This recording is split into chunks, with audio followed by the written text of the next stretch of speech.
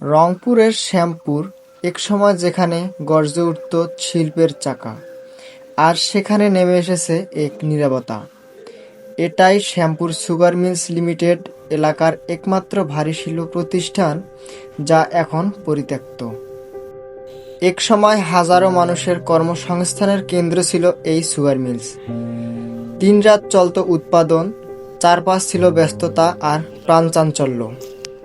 কিন্তু দীর্ঘদিন ধরে বন্ধ হয়ে পড়ে আছে এই মিল। যন্ত্রগুলো থেমে গেছে, দেয়ালগুলো বলছে অবহেলার গল্প।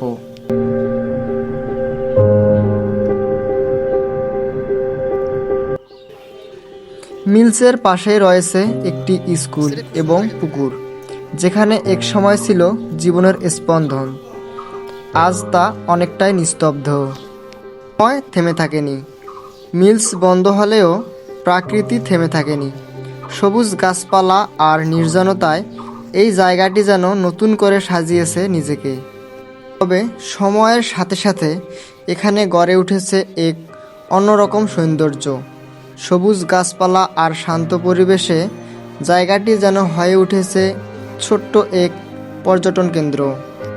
অনেকেই এখানে আসে, কেউ ঘুরতে, কেউ ছবি তুলতে, আবার কারো কাছে একটি শান্তির জায়গা। স্থানীয়রা বলছেন, এই মিলটা চালু হলে আবার কাজের সুযোগ বাড়বে, এলাকা আগের মতো প্রাণ ফিরে পাবে।